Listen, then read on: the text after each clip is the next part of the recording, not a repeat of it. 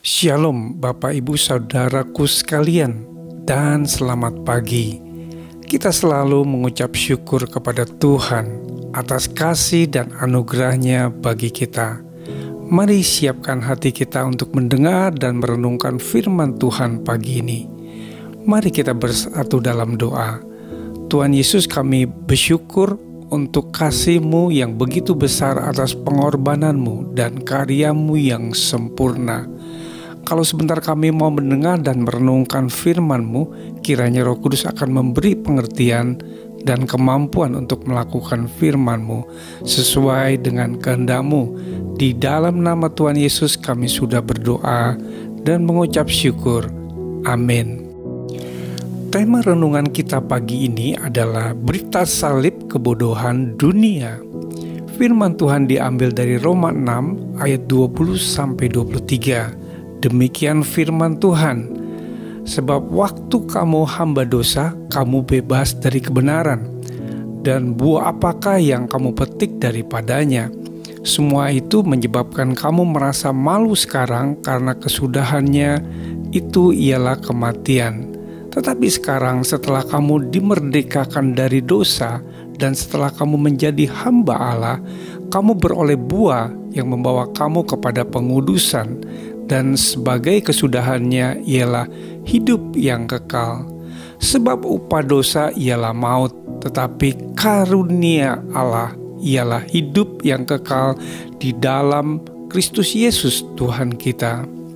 Bapak Ibu Saudaraku yang terkasih, akibat dosa dan pelanggaran, manusia suatu saat pasti mati dan menerima penghukuman kekal. Dan sama seperti manusia ditetapkan untuk mati hanya satu kali saja, dan sesudah itu dihakimi.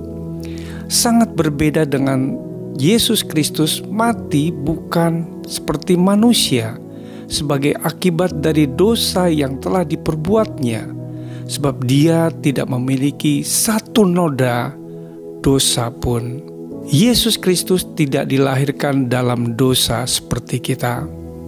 Kita adalah orang berdosa, demikian firman Tuhan dalam Mazmur 51 ayat 7. Sesungguhnya dalam kesalahan aku diperanakan, dalam dosa aku dikandung ibuku.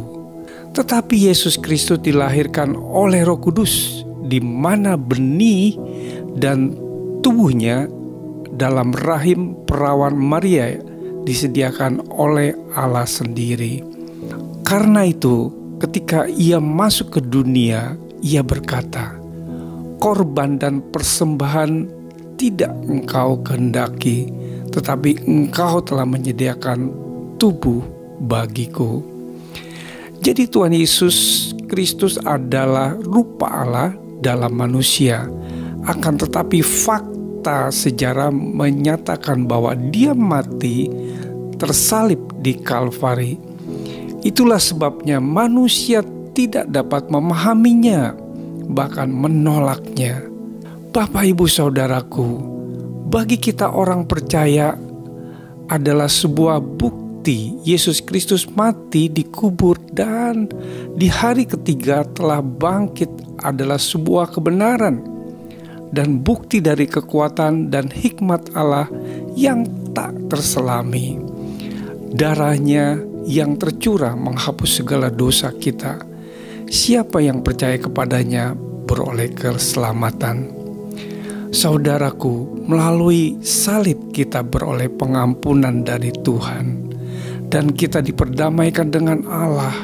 Ketika kita mendengar kata salib, kita diingatkan akan penyelesaian hukum terhadap dosa-dosa kita, karena Tuhan Yesus mati di atas kayu salib.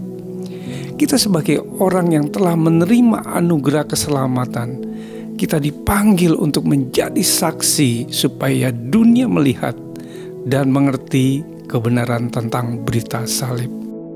Mari kita bersatu hati dalam doa. Tuhan Yesus, Engkau adalah Tuhan yang Maha Agung dan mulia. Terima kasih untuk pengorbanan-Mu yang sempurna, yang telah menebus dan membebaskan kami dari dosa dan hukuman dosa. Roh Kudus, bimbinglah kami agar kami dapat mengerti dan menghargai pengorbanan Tuhan Yesus yang begitu sempurna di dalam hidup kami. Di dalam nama Tuhan Yesus Kristus kami sudah berdoa dan mengucap syukur. Haleluya. Amin. Selamat beraktivitas. Tuhan Yesus memberkati.